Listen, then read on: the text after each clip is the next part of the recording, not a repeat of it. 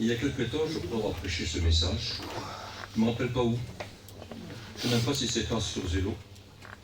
Et comme sur Zélo, on ne peut pas s'y étendre trop longtemps. Je me dis, ben pourquoi pas. Et puis je me dis, vous savez, une chose, ça ne me dérange pas de prêcher 2 fois le même message. Pour la bonne raison, ce que j'ai reçu, c'est jamais refroidi. Ce que j'ai reçu, c'est toujours vivant. Chacun son message. Chacun son message. Et je bénis Dieu pour ce qu'il nous donne, parce que ce qu'il nous donne, bien sûr, premièrement, ça nous parle à nous, mais on se dit, c'est bon pour un, c'est bon pour tous. Nous avons tous le même maître, et il a toujours sa même parole, il ne change pas sa parole. Sa parole demeure sa parole. Et nous savons que sa parole est la vérité. Nous voulons être conduits par cette vérité, par sa parole, de ne pas se tromper. Il a dit, je suis la vérité. Il n'est pas seulement venu nous parler d'une vérité, il a dit, moi, je suis la vérité. C'est-à-dire, si tu me suis, tu marcheras dans la vérité, tu connaîtras ce que la vérité a à te dire, tu pourras faire ce que la vérité te donnera à faire, et tu pourras être vainqueur en toutes choses selon la vérité que Dieu te propose. Alors nous voulons marcher dans cette vérité-là, et c'est de cette façon que nous avançons. Moi, ça fait quelques années que j'avance dans cette vérité. Quand j'ai failli un tout petit peu, je me suis trompé de chemin. Alors je ne veux pas me tromper de chemin, j'ai qu'un chemin à suivre, la vérité. Amen. La vérité, c'est le Christ, c'est le Maître Jésus. C'est un bon maître, vous savez, c'est un bon maître. C'est un maître merveilleux. Vous savez qu'il est écrit dans Ésaïe 2:5, nous l'appellerons l'admirable. Mais le texte original, c'est pas admirable, c'est le merveilleux. Le merveilleux. Parce qu'il fait tout à merveille. Et il est dit qu'il parle à merveille. Mais bien sûr, ces paroles sont des paroles de vie, parce qu'il dit, je suis la vie. Alors écoutez, c'est la vie qui nous parle. Et il est écrit qu'on peut se nourrir de cette vie-là. Cette vie-là est vraiment une nourriture, et cette vie-là, c'est vraiment un breuvage. Notre âme peut vivre éternellement par cette vie-là. C'est une vie qui fait vivre notre âme et notre esprit, et qui nous ferme l'enfer pour l'éternité, et qui nous rend vainqueurs sur les œuvres sataniques. Quelle importance, non? Quelle importance. Donc nous voulons plus que jamais s'armer de la vérité, s'armer de la vie, mais pour cela, il faut marcher sur le chemin. Il a dit, je suis le chemin. On est sur ce chemin, parce que c'est ce chemin qui mène à Dieu. Il n'y a pas d'autre issue. Il n'y a pas d'autre nom qui fut donné en dessous du ciel pour sauver l'humanité, pour sauver l'homme, que le nom de Jésus. Pas d'autre moyen, pas d'autre salut. Le salut porte un nom, c'est Jésus. Amen. Et puis ce nom, c'est la grâce. Une grâce parfaite. Alors il fait grâce à qui il veut. Il fait grâce à qui il veut. Et même si les gens ne seraient pas d'accord, on pourrait faire grâce à un criminel. Si Dieu veut faire grâce au criminel parce qu'il se repent et qu'il croit, eh bien Dieu le fera. Et qu'importe pour ceux qui ne sont pas contents. Parce que vous savez qu'il y en a qui se mettent que derrière leur bonté, leur gentillesse. Oh, je n'ai pas besoin de me convertir, moi je marche, moi je suis gentil, je fais aucun mal. Mais le plus grand des péchés, c'est de repousser le Seigneur. Ça, c'est un grand péché. Parce que ça, c'est le péché du diable lui-même. Et nous ne voulons surtout pas faire ça. Nous ne voulons pas rejeter le Maître. Nous voulons au contraire s'approcher de lui, se serrer très fort en lui, parce que si nous le voulons, il nous attire par des cordages d'amour et par des liens d'amitié. Et ça, c'est très fort. C'est plus fort que toutes les chaînes de Satan, parce que quand ces cordages d'amour nous touchent pour nous libérer, les chaînes se brisent. Les chaînes d'airain et les verrous de fer disparaissent, ils fondent, ils disparaissent. Ils n'ont plus de pouvoir, ils ne sont plus là. On est libre, on est attaché par son amour. Et ça, c'est important. Dans la parole de Dieu, on se rend compte que l'âge ne compte pas. L'âge ne compte pas. Qu'on soit tout jeune ou qu'on soit tout vieux, c'est exactement pareil. Il fait grâce à celui qui demande la grâce. Et puis il peut se servir d'un jeune comme d'un vieux. Écoutez, parce que la force ne viendra pas du jeune ni du vieux. Et Jésus dit, ce ne sera pas par la puissance. Enfin, il le dit, on le trouve dans le livre de Zacharie, mais comme il est la parole de Dieu, et tout ce qu'il dit Dieu, il le fait dire par son Fils, il le fait avec son Fils, quelque chose de très très important. L'homme ne vivra pas seulement de pain, de toute parole qui sort de la bouche de Dieu, mais surtout ça ne sera pas par la puissance, ni par la force humaine, mais par mon esprit. Et nous savons que l'esprit s'appelle l'esprit de Dieu et l'esprit de Jésus. Et c'est très important. Alors nous voulons être conduits selon toute la volonté de Dieu. Il y avait un roi en Israël, le premier de tous. Il s'appelait Saül. Oh, il avait des qualités, quand on le voyait, on voyait le plus bel homme du monde peut-être. Et il dépassait tout le monde d'une tête. C'est-à-dire le plus grand d'Israël devait lever la tête pour le regarder. C'était tellement qu'il était grand. Il avait des qualités incroyables, il était humble, il était doux, il était gentil. Parce que Dieu ne choisit pas un méchant pour une œuvre. Il choisit celui qui se confie en lui et qui l'aime. Et il y eut un temps où il s'est confié en Dieu véritablement. où il a aimé Dieu véritablement. Il était bien, bien, bien. Et Dieu l'aimait. Dieu aimait Saül. Et puis il l'a appelé donc à être roi. Le premier roi, parce que c'est le peuple qui avait demandé un roi. Dieu a donné un roi. Bon. On savait que ça ne pourrait pas durer tout au jour, parce que le véritable roi devait venir de David, de la tribu de Juda. Lui ne l'était pas. Il était de la tribu de Benjamin, donc il ne pouvait pas. Mais seulement David le pouvait. Mais c'était un roi pour un temps. Pour un temps, Dieu connaît tout, absolument tout. Il n'a pas voulu donner quelqu'un de mauvais. Il était bon, il deviendra mauvais après. C'est incroyable ça. On a du mal à comprendre ça. Hein. Ouais. On a du mal à comprendre ça. Et puis il a commencé, quand le pouvoir est devenu grand, quand on le regardait selon sa grandeur, mais surtout selon sa gloire, selon son pouvoir. Alors ça a changé. Il n'était pas seulement beau, il n'était pas seulement grand, mais maintenant il a du pouvoir et de la gloire. Alors j'imagine qu'on peut devenir orgueilleux. Non, il faut faire très très attention. Et lui il est tombé dans l'orgueil. Hein. Et un orgueil démesuré parce qu'il aurait été prêt à tuer son propre fils même s'il le fallait pour son trône. C'était ça. C'était un homme méchant, un homme dur. Il est devenu dur et méchant du jour au lendemain. Et puis il est écrit que l'esprit de l'Éternel se retira de lui. Plus tard, quand il sera mort, il nous écrit que David chantera un cantique. Et il parlera de Saül, il parlera de Jonathan. Il dira c'était des héros. Ils étaient oints, il dit. Mais lui, il a cessé de oindre. Écoutez, pas pour Jonathan, mais pour qu'il soit roi, lui non plus. Son fils ne le sera pas. De toute façon, il faudra que ça vienne d'un autre roi. C'est prophétisé. Mais l'autre, l'esprit a cessé de loin parce qu'il était devenu mauvais.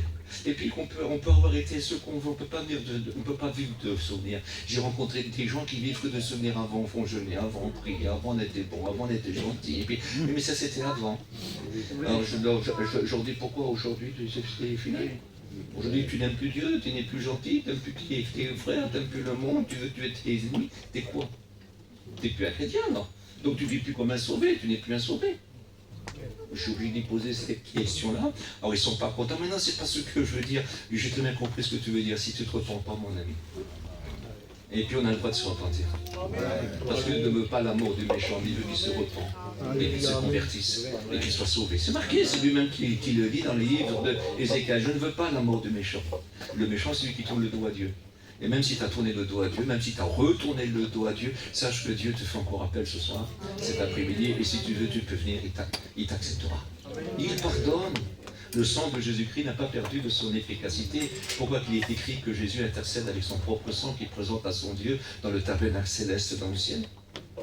Parce que tout simplement, il intercède pour les péchés du repentant, qu'ils soient chrétiens ou non chrétiens.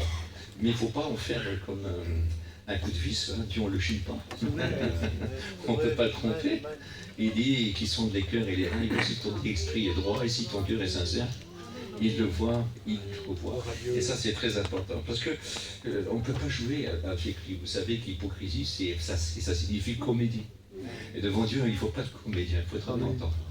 Et c'est ce qui nous fait se repentir, c'est l'amour qu'on a pour lui et la foi qu'on place en lui. On a tellement d'amour qu'on sait qu'il nous attend. Parce qu'entre ça, Dieu appelle ceux qui le désirent. Et ceux qui cherchent trouvent, celui qui demande pourquoi. Parce que quand il frappera, je lui ouvrirai. Il n'y a qu'une porte, il dit je suis la porte. T'as allé ailleurs, il n'y a qu'un nom par lequel on puisse être sauvé, que le nom de Jésus. Et puis il est écrit que quand Dieu reprit son esprit de Saül, il lui donna un mauvais esprit.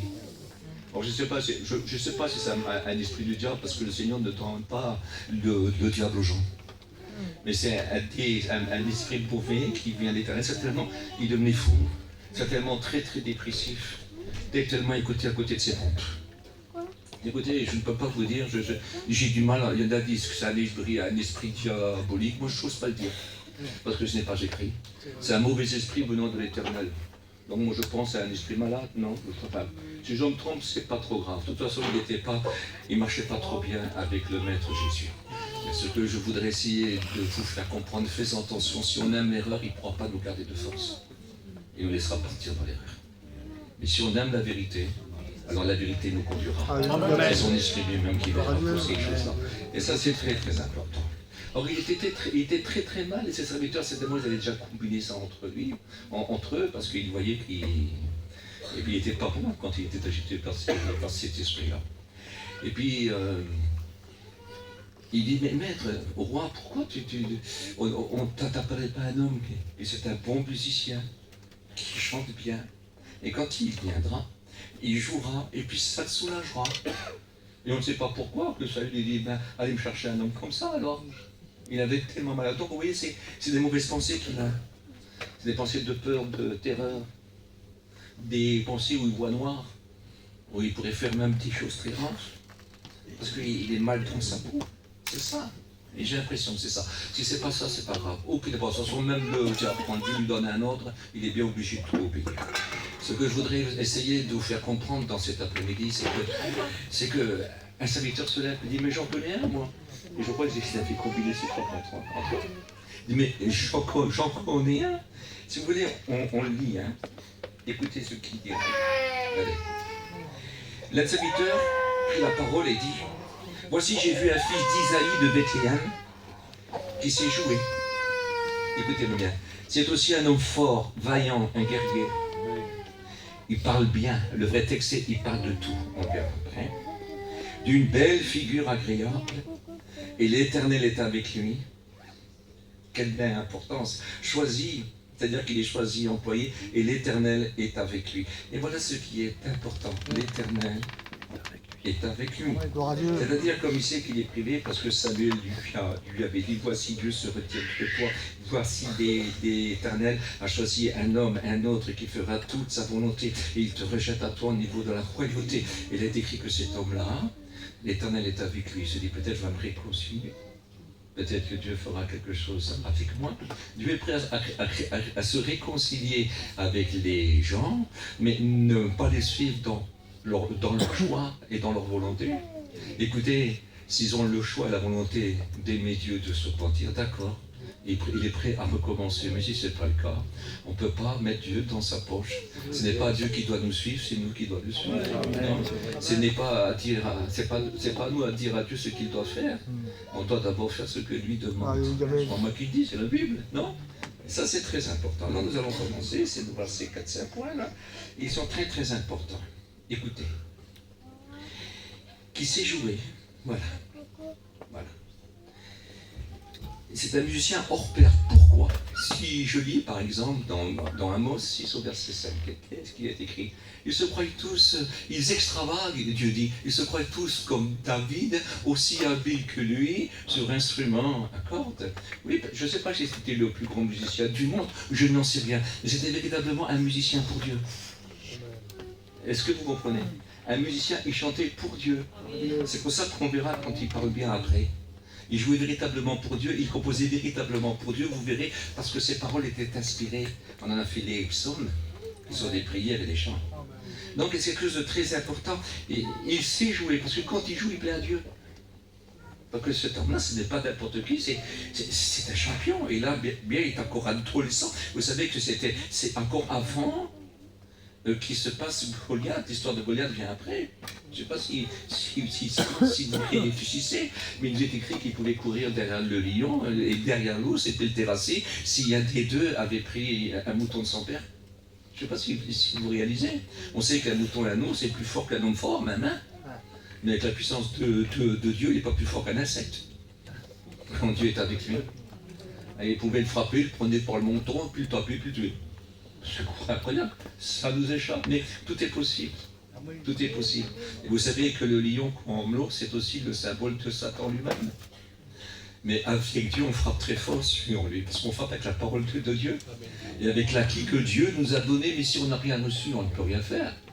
Si on n'est pas avec Dieu, qu'allez-vous faire contre lui? Vous allez perdre votre temps, c'est vous l'insecte. Est-ce que vous réalisez ça, hein? C'est vous. Alors ce que Dieu veut, c'est que plus que jamais, la puissance de Dieu soit avec nous. Mais pour ça, il faut être avec Dieu. Et je sais que si vous êtes là cet après-midi, c'est parce que vous savez que pour certains, les autres, ils l'ont. Vous avez toutes les chances de pouvoir obtenir ces puissances-là. Parce que c'est Jésus qui propose lui-même, en disant, venez à moi, vous tous qui êtes fatigués et chargés, et je vous donnerai du repos. C'est important. Et prenez mon joug. Parce que, écoutez, il est léger. Prenez mon fardeau.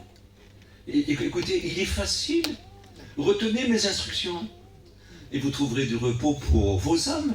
Quelle importance! Quelle importance! Voilà ce qu'il faut faire. Et puis Satan a toujours le côté sur ce grave problème, et surtout pour nous. Et ce qui peut changer les paroles de Dieu autrement. Est-ce que vous comprenez? Il va plutôt dire non, c'est pas possible, toi tu n'y arriveras jamais, écoute, toi Dieu ne t'aime pas, c'est pas le même que tu gardes ton espérance. Alors il y en a qui ont de l'espérance, mais 2 heures après, ils l'ont perdu. Ils ne croient plus. Ils écoutent la voix de l'autre. Sur le coup, ils ont de l'espérance, ils croient que c'est possible, et d'un seul coup, ils ne croient pas que c'est possible. Alors il faut savoir qui est le menteur, Dieu ou Satan. Dieu dit je suis la vérité. Parce que sa bouche éclate, son bras l'accomplit. Il a dit qu'il pouvait tout faire, absolument tout faire. J'espère de tout mon cœur que vous réalisez, ne les mélangez surtout pas ensemble. Dieu n'est pas le diable et le diable n'est pas Dieu. Ça ne ressemble pas du tout. C'est les ténèbres et la lumière, deux choses très différentes. Et il n'y a rien à voir. Écoutez, quel rapport y aurait-il entre Dieu et Satan? Quel rapport entre la vie et la mort? Quel rapport entre la justice de Dieu et l'injustice que Satan sème dans le monde? Mais quel rapport entre le bien et le mal? Quel rapport entre la mort et la vie? Mais quelle différence? Mais quelle différence? C'est ce que la Bible nous montre. Alors lui, quand il jouait juste. Quand il chantait juste. Or, je ne veux pas parler pour les musiciens, dit pour les chanteurs, mais ce n'est pas la qualité de ta musique ni de ton chant qui fait la différence, c'est ton cœur. Amen. On peut chanter pour Dieu et chanter pour le monde en même temps. Hein. Ça suffit souvent, non? Mais Dieu nous garde. On ne peut pas mélanger le bien et le mal ensemble. Ce n'est pas possible. Il faut être attaché tout entier à Dieu. Voulez-vous vous attacher à Dieu? Parce que Dieu le veut. S'il vous le propose, c'est parce qu'il vous aime. S'il vous le propose, c'est qu'il est capable de vous aider, capable de vous en sortir. Lui, il était jeune, mais il a cru dans la parole de Dieu. Sa mère était une mère pieuse. Il se rappelle toujours de sa mère. Quand il devient grand, puissant, très grand, quand il devient un grand roi, et malgré toutes les détresses, il en a passé, parce que la vie c'est ça, mais on passe des détresses pour devenir des victorieux aussi. Et puis il disait, Seigneur, souviens-toi de ton serviteur, le fils de ta servante. Dans un autre passage, il dit, Seigneur, viens en aide à ton serviteur, le fils de ta servante. Quelle importance, quelle importance! Il avait une mère exceptionnelle. C'est beau d'avoir une mère, on en parlera peut-être demain d'une autre façon. Quelle importance d'avoir une mère. Et vous verrez demain qu'il y a une mère qui s'appelle la parole. Et vous verrez demain soir pour des foyers, la femme idéale, le ménage idéal. C'est quoi? C'est l'église de Jésus-Christ qui peut trouver une femme heureuse, parce que c'est lui qui la rend. Parce que tous les hommes sont des pécheurs et toutes les femmes seront des pécheresses. Là, avec le maître, tout change parce que sa fiancée et son épouse, c'est une autre affaire. Elle n'est pas destinée au mal, elle est destinée au bien. Quelle importance. Donc il le sait, il sait jouer parce qu'il joue pour Dieu. Il joue pour Dieu. Et puis, voyez-vous, il y en a qui jouent sur l'instrument, mais il y en a qui jouent avec leur bouche. Il y en a qui jouent avec leurs mots, il y en a qui jouent avec l'apparence. Et ça, c'est pas bon.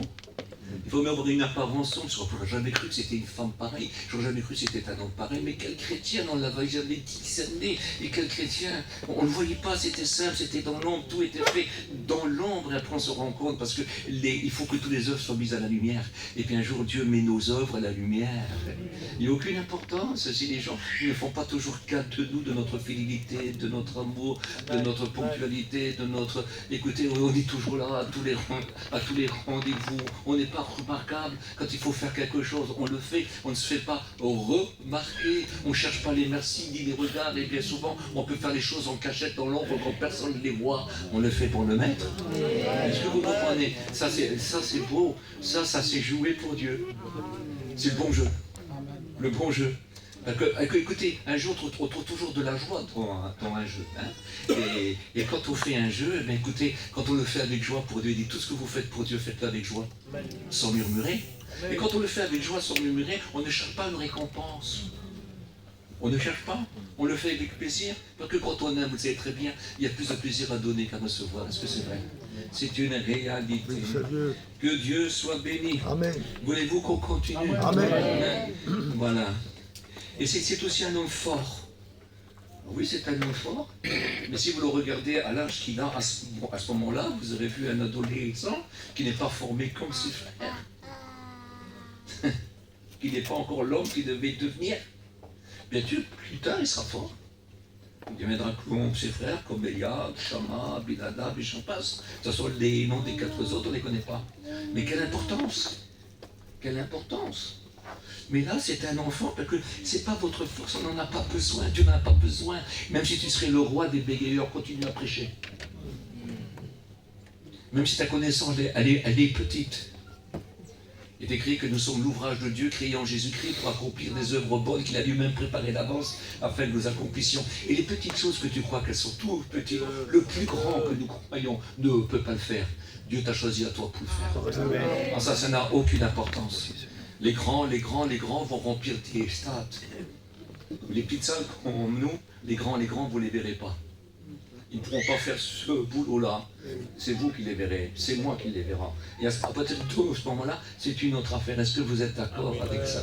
On ne cherchez pas ce qui tape aux yeux. Ce qui compte, c'est le cœur.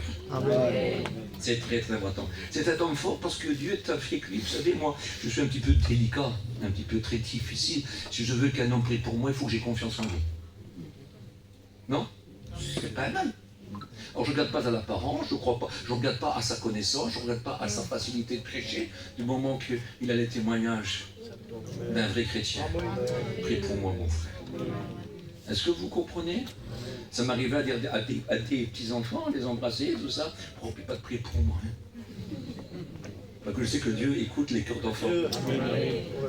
Et les cœurs vrais, sincères. C'est pas l'apparence qui compte. C'est la prière. C'est la prière. Est-ce que je vous ai parlé hier de la maman qui s'est fait écraser sur une route une fois? Je vous ai dit ça hier Ah, ben voilà. Alors c'était une petite mission, c'est très très vieux, c'est une trentaine d'années. Une petite mission de 60-70 campings, à l'époque c'était pas plus grand. Et puis il y avait un petit chapiteau au milieu, puis un serviteur de Dieu qui aujourd'hui est parti vers le Seigneur. Et il y avait là, il faisait des petites réunions pour les enfants, des enfants comme lui là. Vous voyez, 8 ans, 10 ans, 11 ans, 12 ans, il ne voulait pas, c'était juste pour les petits enfants, pas pour la jeunesse. Et puis d'un seul coup, un autre vient, comme ça, il parle à l'oreille, une maman s'est fait écraser là-bas. À 700-800 mètres, une maman s'est fait écraser. Elle est mal, hein, c'est foutu quoi. Et l'autre, lui, il ne veut pas alerter les enfants, il ne veut pas courir là-bas, il dit les enfants. Une maman a été écrasée. On va se mettre à genoux, mettez-vous à genoux les enfants, puis demandez à Jésus. Et justement, il aurait parlé de Jésus, des miracles, des belles choses, Jésus qui est bon, qui écoute tes prières. Et tous les enfants se sont mis à genoux. Et ils ont prié. Et puis la maman, elle s'est levée. Alors là, il y avait des marques. Il y avait du sang, vous savez. Quand on faisait ça, on ne trouvait plus rien. Il avait tout réparé. Gloire à Dieu. C'est notre Dieu, tout est possible. Il ressuscite les morts. Quand il ressuscite les morts, il y avait des maladies. Quand il ressuscite ces morts-là, ils n'ont plus de maladies. Ils sont guéris entièrement. Et c'est parfait. C'est parfait. C'est parfait. Voilà ce que Dieu est capable de faire. Je vous demanderai de ne pas vous décourager. Il n'y a pas besoin de la force. C'est lui le fort. Amen. Lui c'est un homme fort parce que Dieu est avec lui. Il dit que Dieu était avec David. Dieu est avec lui. Nous l'avons lui. Dieu est avec lui. Vous êtes fort quand Dieu est avec vous. Amen. Et vous valez rien, même si vous appelez paysan de furie, sans Dieu vous êtes foutu. Je ne sais même pas s'il n'est pas foutu. Il parle de Dieu, mais je ne sais pas si son cœur si arrogant. Enfin voilà, n'en parlons pas. C'est pas bien grave. Il est vaillant. Parce que quand on est avec Dieu, on est vaillant. On ne choisit pas l'adversaire. Qu'il soit fort, petit ou grand, épreuve petite ou grande, que ce soit le diable ou un de ses démons, que ce soit 10 démons ou 10 000, aucune importance. On est vaillant. Avec Dieu, on peut s'élancer. Avec Dieu, on peut y aller, parce que Dieu, il est le plus fort. Alors, on a le droit d'être vaillant, si bien qu'il est écrit, ce n'est pas un esprit de timidité que nous avons reçu, mais un esprit de force et de puissance. On est fort. On n'a pas à avoir peur. Et je vais vous dire à vous, frères serviteurs, n'ayez pas peur pour l'œuvre de Dieu. Ce n'est pas votre œuvre, c'est celle de Dieu. Amen. Vous êtes qu'employé, c'est lui qui prend soin de son œuvre. Ce n'est pas nous. On est là comme gardien, bien sûr. On est là. Mais c'est lui qui fait tout. Hein. Ne croyez pas que vous pouvez changer le cœur des hommes, les rendre meilleurs. Oui, hein, vous n'en êtes pas capable. C'est Dieu qui peut faire tout. On n'est pas capable. Quand moi je travaille pour Dieu, je sais qu'il ne faut pas que je me tracasse, bien sûr, je ne sais pas toujours pas ce qu'il faut dire, mais souvent je veux dire, j'ai pas à m'en faire, c'est pas mon œuvre, c'est pas moi qui change, c'est pas moi qui sauve des gens, c'est pas moi qui les guérirai, je peux absolument rien faire. Je peux même rien faire pour mes enfants si Dieu ne vient pas. Il n'y a que Dieu qui peut faire. Alors ce que je voudrais essayer de vous faire comprendre, c'est son œuvre et elle ne vous glorifiera pas. Elle glorifiera que Dieu. Amen. Mais quand on ira au ciel, on sera récompensé si on a été fidèle dans son œuvre. Écoutez, si on a été fidèle, on sera récompensé par Dieu. C'est pour ça qu'il est écrit qu'un autre te loue et pas ta bouche. Et si c'est Dieu qui nous loue, on les récompensera. Non? Que ce soit Dieu. Si nous voulons qu'un autre te loue, que ce soit le Seigneur. Amen. Très très important. Ici, vous savez, vous connaissez l'histoire de ce missionnaire, je l'ai lu il n'y a pas longtemps, il y a quelques mois sur cela. C'est un missionnaire qui est parti à l'étranger, il est parti 30 ans je crois. Et puis 30 ans après, il est revenu dans son pays, puis il croyait que le pays, les chrétiens du pays, tout le monde aurait voulu l'accueillir. Alors quand il descend de l'avion ou du train, on ne fait rien. Écoutez, ce qu'il est dit, il n'y avait personne pour lui, quoi. Dedans, il y avait un ambassadeur qui revenait de la retraite, il y avait toute une ambassade, il y avait tous les copains pour lui, tout le monde l'accueillait, c'est bientôt s'il n'y a pas de tapis rouge qui vient rouler pour lui, mais pour le petit missionnaire, rien du tout. Il y avait juste un petit jeune homme, le diacre de l'église, et il est venu le chercher. Et il a dit, je ne comprends pas, il dit aussi, t'es venu tout seul? Oui, je ne comprends pas. Il y a que toi qui es venu, pourquoi ils ne sont pas trop sonnés pététrices? Il dit, mais c'est très bien que le petit jeune, il dit, mais vous savez très bien que la récompense n'est pas ici. C'est dans le ciel. Oui, et ça c'est important. Nous n'essayons pas d'être loués par les hommes. Ne vous faites jamais applaudir, ne faites jamais rien. Écoutez, recevez, nourrissez-vous, abreuvez-vous. C'est tout ce qu'il faut. Et ayez le désir de mettre en pratique. Ça, c'est très très important. Alors écoutez, il est vaillant, puis c'est un guerrier. C'est-à-dire quand on le voit, on voit un soldat. Parce que oui, quand on le voit, il a toujours un langage. Il est positif. Il a toujours un langage. Il encourage. Il a toujours un langage. Il est fidèle. Et puis si les gens lui font confiance, c'est pas parce qu'il s'appelle un tel. C'est parce qu'ils savent, ils ne vont pas le louer, mais ils vont faire plein, il faut dire, Paul dit, soyez mes imitateurs. Il dit, pourquoi? Parce que je le suis de Christ. Je ne suis rien si je ne ressemble pas à Christ. Et si je ne ressemble pas à Christ, parce que c'est Christ qui le fait, mais moi je l'ai désiré. Je lui ai dit, que faut-il que je fasse? Et il m'a répondu, va et on te montrera ce qu'il faut faire. Et tu ne manqueras jamais de Dieu, de moi, du Saint-Esprit, des anges qui t'accompagneront. Et la parole de Dieu sera ton soutien. Quelle importance. Amen. Non? Amen. Quelle importance. Et nous voulons garder ça dans notre cœur. Un guerrier. Et Paul a voulu être un guerrier, mais un guerrier qui n'a peur de rien. Il va jusqu'au bout, même s'il aura un petit peu de peur, c'est un guerrier. Je vais être payé pour ça. Je dois combattre pour mon roi. Et puis quand je serai mort, j'irai chez mon roi. Et j'aurai ma récompense. Vous savez que les grands soldats de Rome, quand ils revenaient de leur grande conquête, alors on mettait un laurier sur leur tête et ils étaient invités dans le palais de l'empereur. Et puis ils avaient une place honorable. Mais nous c'est exactement pareil. Nous on aura la couronne de gloire, la couronne de vie, c'est la couronne incorruptible, c'est une autre. Et puis on rentrera où? Ben dans le royaume de notre Père. Amen. Et pour toujours, c'est dans le royaume de Dieu nos récompenses. Mais ici, il n'y a rien. Mais si, il faut se battre, on est en guerre. En guerre, il n'y a pas beaucoup de repos. En guerre, il y a des difficultés, mais seulement entre leur guerre qu'on peut avoir ici-bas et la guerre que nous faisons, c'est pour être vainqueurs, même si on doit en mourir, on est mort fidèle. Oui, ils n'ont pas su, on est mort invincible, ils n'ont pas pu vaincre notre foi, notre amour, notre fidélité, notre consécration, et puis on n'a jamais refusé de combat, on a dit oui d'accord, j'y vais. Nous devons combattre, et les dialogues, leur force augmente pendant la marche. Moi j'ai connu des serviteurs à moitié morts. Mais quand ils se levaient, pendant 1 heure, c'était le feu. Après ils se rassillaient. J'en ai vu après la réunion, il fallait les amener à l'hôpital. Le Jimmy, c'était ça. Mais tant qu'ils faisaient là, c'était vrai. Leur force augmente pendant la marche. C'est ça le soldat. C'est ça le soldat. Et ça c'est très très important. Il rentrait à l'école biblique, il était mort, mais usé, comme ça, là. Il n'en pouvait plus, on voyait sous la chaise qu'il pourra faire quelque chose. D'un seul coup, il se levait. Et c'était fini. Ah, c'est incroyable, hein. Ceux qui l'ont connu, ils savent que je ne dis pas des n'importe quoi. Je dis la vérité. Pourquoi? Pourquoi un guerrier va dire je suis malade, j'arrête? Oh, c'est vous, vous avez de la réalité là. Parce qu'avec le Seigneur, il n'y a pas de retraite. Il n'y a pas de congé. On va jusqu'au bout. Jusqu'au bout. Un jour, j'ai entendu un gars qui disait on n'est pas des joueurs de tennis. C'est vrai, tu as dit ça un jour, hein, toi, hein? Mais je dis que c'est vrai. C'est vrai, je dis, Daga, il ne parle pas beaucoup. Quand il parle bien. Voilà. Quelle importance, quelle importance. Alors ici, il dit, parlant bien. Il parle de tout. Il parle de tout parce que c'est un guerrier pour Dieu, c'est un vaillant pour Dieu, c'est un fort pour Dieu. Il joue pour Dieu. Il chante pour Dieu. Il parle de tout. On peut recevoir des bons conseils. Il suffit d'écouter des prophéties qui donnent en ces chants. Mais c'est incroyable ce qu'il a pu dire au niveau du Messie qui devait paraître. Mais c'est des prophéties hors pair. Il avait l'esprit de Dieu.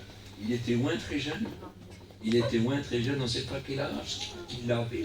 Il ne pouvait pas se trouver, il ne pouvait pas s'occuper d'un troupeau de bœufs, hein, non. Et puis il est question de quelques brebis de son père. C'était un tout petit troupeau, mais prêt à donner sa vie, et Dieu était avec lui, et Dieu le bénissait, et puis là il chantait, il composait. C'était incroyable. C'était exceptionnel. Et après, c'est devenu le vaillant de Dieu, le guerrier de Dieu. Parce que si on ne sait pas défendre déjà nos frères, nos soeurs, si on n'est pas capable de défendre nos familles, prendre soin de nos enfants, écoutez, on ne vaut plus rien. On ne vaut plus rien. On ne vaut plus rien. Nous devons... Il n'y a pas plus grand amour que donner sa vie pour ses amis, la Bible dit. Il n'y a pas plus grand. Et puis nous sommes à disposition, vous devez être à disposition des uns des autres. Pourquoi je vous dis ça? Il y a tellement de chicane, il y a tellement de disputes, il y a tellement... Il faut arrêter. Jésus vient bientôt, il veut un corps uni. Il ne faut pas qu'il y ait une main qui est jetée là-bas, un pied de l'autre côté. Il veut le corps. Très important. J'insiste. Et j'insiste parce que tout le monde dit, il va venir bientôt. Alors, il faut mieux être prêt. Parce qu'il ne prendra que celui qui l'attend. Parce que quand le train a passé, il ne revient pas. Il vient une seule fois enlever son église. Vous réfléchissez à ça? C'est très très important. Hein. Je me demande d'ouvrir vos yeux. Je ne suis pas venu pour vous épater. Hein. Je suis venu pour faire mon boulot. Et je vais faire mon boulot bien le mieux possible. J'aime prêcher, c'est pas ça. Hein. J'aime prêcher, bien que parfois je le fais avec tremblement parce que je me dis ce que j'ai la pensée réellement de Dieu. Je crois que souvent les messages que je reçois quand je suis tout seul et que je vais souvent viennent de Dieu. Je sais quand, moi je ne parle pas souvent, mais je sais quand j'ai le message. Et aujourd'hui je sais que j'ai le message. Et j'aimerais tant que vous le réalisez, véritablement. Écoutez, il parle de tout. Parce que, écoutez, vous savez que Jésus fut appelé le fils de David. Et nous voyons dans les psaumes que David, dans ses chants, a parlé du Christ. De sa mort, de sa résurrection et de son bien qui ferait. Je ne rentre pas dans les détails, ça se rend pas trop loin. Il faudrait faire une réunion d'évangélisation. Il en faudrait peut-être pour 2 jours. De tout ce qu'il a pu expliquer. L'homme n'était plus là, il a parlé de la fin des temps, il a parlé, écoutez, de tout, parce qu'il a parlé de la parole de Dieu. Et cette parole s'appelle Jésus. Et la Bible dit que par l'esprit de Jésus, cet homme a prophétisé. C'est important. N'a-t-il pas dit, David a parlé de moi? Quelle importance. Jésus a rendu témoignage que David avait parlé de lui, puis il avait dit que David était prophète. Jésus a dit, David était prophète.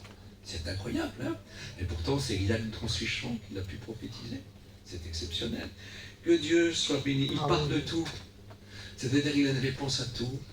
Il peut résoudre n'importe quel problème. Je ne sais pas quels sont tes problèmes. Écoute, je n'en sais rien. Je ne sais pas quelles sont les réponses que tu as besoin d'entendre. Mais il peut te l'offrir. Il peut te parler. Moi, il m'a parlé 3 fois sur 51. Il m'a parlé beaucoup. 3 fois. Mais ce qu'il m'a dit, il l'a fait. Amen. Après, dans la parole de Dieu, la parole, elle me parle tous les jours. 3 fois, il m'a parlé audiblement. Là. Mais depuis 51 ans, ce livre-là, ça a été ma nourriture, je l'ai dévoré. Je l'ai dévoré. Je l'avais lu 10 fois et après j'ai arrêté de compter. Tous les 3 semaines, tous les 15 jours, ce livre-là a été lu entièrement. Je me disais jusqu'au petit matin, quand le jour se lève. Est-ce que vous comprenez? Alors si un jour je suis aveugle, je me rappelle de beaucoup de choses. Je ne vais peut-être plus lire, mais je pourrais continuer. Que Dieu soit béni. C'est important. Voulez-vous vous attacher à ce maître? Voulez-vous l'aimer véritablement, sans chichi, puis sans manière, être vrai? Vous savez, tout ce qu'on fait avec joie, il est facile. C'est ce qu'on fait entrer dans la pâte qui est difficile. Parce que quand le cœur n'y est pas, la plus petite chose, elle est très dure à faire. Quand le cœur n'y est pas, c'est très dur à supporter les frères et les sœurs. Mais quand le cœur y est, on le supporte. Comme Jésus nous supporte. Que Dieu soit béni. Voulez-vous qu'on continue? Voilà. Écoutez si c'est beau ça. Car l'Éternel est avec lui. C'est-à-dire il est choisi, il est employé, il est envoyé. L'Éternel combat avec lui et l'Éternel combat pour lui. Il a combattu avec lui pour délivrer les autres, pour faire du bien aux autres. Il a combattu pour lui quand il était dans la difficulté. Parce que, écoutez, vous savez, celui qui va semer, il se nourrit lui-même de la semence. Je recommence. Le semeur se nourrit lui-même. Celui qui arrose, s'arrose lui-même de ce qu'il arrose, et Dieu fait croître. Quelle importance, quelle importance. Et je vais vous dire au niveau des étudiants qui se lèvent pour servir Dieu, soyez patients. Soyez patients. Les œufs sont préparés d'avance. Même si dans notre mission, à cause du manque de place, à cause des difficultés, à cause que les gens ne peuvent pas faire tout ce qu'ils veulent. Et même ceux qui font les études ne peuvent pas faire tout ce qu'ils veulent. Ils sont pris par beaucoup de choses, parce que c'est aussi des pasteurs, c'est aussi des missionnaires. Et ils ne peuvent pas faire tout. Et ce que je voudrais essayer de vous comprendre, Dieu sait. Dieu sait tout ce qui se passe. Et tout ce qui peut vous empêcher. Mais si Dieu vous a appelé, les œuvres que vous ferez sont déjà préparées d'avance. Alors je vous en supplie, si vous êtes loin, ayez de la patience. Vous savez qu'il a eu du mal. David, à 22 ans, il fut le roi de Juda. À 22 ans, il était appelé, à croire que c'était un jeune garçon, un petit enfant, un petit garçon, pas un jeune homme, pas un adolescent. Ça veut dire écoutez, un simple adolescent, c'est pas encore un homme, mais c'est plein enfant.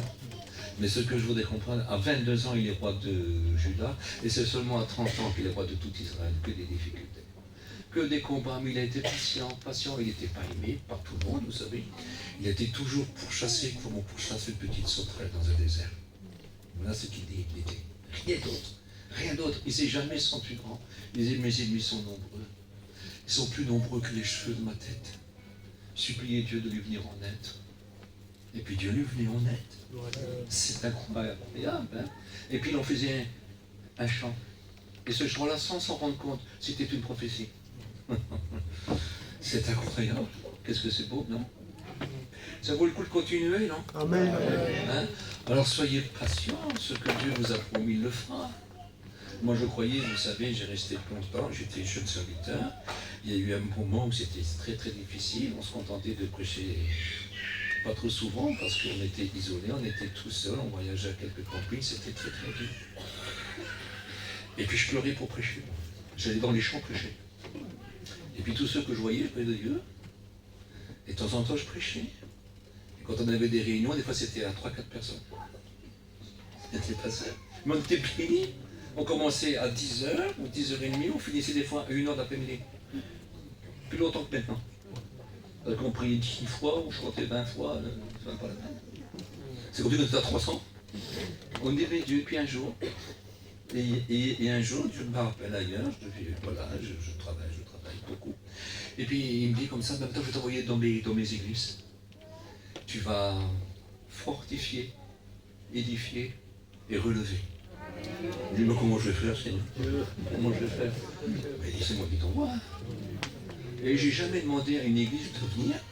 Est-ce que je vous ai déjà proposé quelque chose? Est-ce que je vous ai appelé? J'ose même pas appeler parce que si j'appelle, ils ne veulent pas que je veux venir. Oh, j'ai rien du tout. C'est à Dieu à m'envoyer quand il le voudra. Et je bénis Dieu pour cela. Parce que je préfère venir envoyé par Dieu, c'est déjà dur.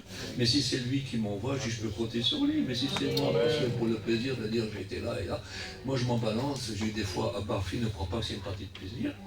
Elle dit, c'est bien mon père, tu voyages tout. Je dis non, je suis enfermé dans l'hôtel. C'est la réunion qui m'intéresse. Non? Si c'est pour se voir, on s'envoie une photo. Tu m'en téléphone. C'est pas pour ça. On vient, bien sûr, on est content de se voir, la communion fraternelle. Et vous, bien on est là parce qu'on croit que Dieu nous a envoyés. Et vous m'avez appelé parce que vous pensez que Dieu l'a voulu. Et c'est différent. Et c'est ça qui compte. C'est ça qui compte. Il y a des moments où je m'ennuie après chez moi. Quand il y a des difficultés chez moi, j'ai peur et je tremble. Et je dis, je voudrais être chez moi. Mais si Dieu m'appelle, je dois y aller. Je dois travailler parce qu'il dit, je t'enverrai. Et je bénis Dieu parce qu'il a gardé ma maison malgré tout. Malgré les soucis, les problèmes, il nous a souvent gardés. Alors je voudrais plus que j'avais choisi, envoyer l'Éternel combat avec lui, mais combat aussi pour lui. Et il combat aussi pour nous. Voulez-vous le laisser combattre? Alors combattez pour lui. C'est simple. C'est simple. Il vous aime, aimez-le. Il combat pour vous, combattez pour lui. Il est prêt à vous aider, eh bien, restez lui fidèle. Écoutez, c'est la plus belle aide, on va quand même pas me demander à Satan de nous dépanner, non? Il est écrit que la domination repose sur les épaules de Jésus. Avec lui, on est bien épaulé. Je vous en supplie, je vous en supplie, je vous en supplie. Au nom de Jésus, ne demandez pas à Satan de vous dépanner. C'est quoi demander à Satan de vous dépanner? C'est de faire ce que lui veut qu'on fasse. C'est pas du dépannage, c'est du martyr. C'est de l'égorgement. C'est se faire voler, se faire détruire. C'est se faire tuer. C'est se faire dévorer, la Bible dit. Faisons attention. Écoutez, celui qui cherche le bien récoltera le bien. Celui qui cherche le mal récoltera le mal. La Bible dit, celui qui sème pour l'esprit récoltera de l'esprit la vie éternelle. Mais celui qui sème pour le mal récoltera du mal la perdition. Que Dieu nous garde. Alléluia. Celui qui a le Fils a la vie. Amen. Celui qui n'a pas le Fils n'a pas la vie. Quelle importance. Voulez-vous que nous prions ensemble? Amen. Merci pour ta parole. Amen. Car ta parole est la vie. Ta parole est le chemin. Et ta parole est la vérité. Amen. Et l'une ne vient au Père que si ce n'est que par ta parole. Et ta parole, c'est Jésus. Elle porte un nom et c'est la grâce.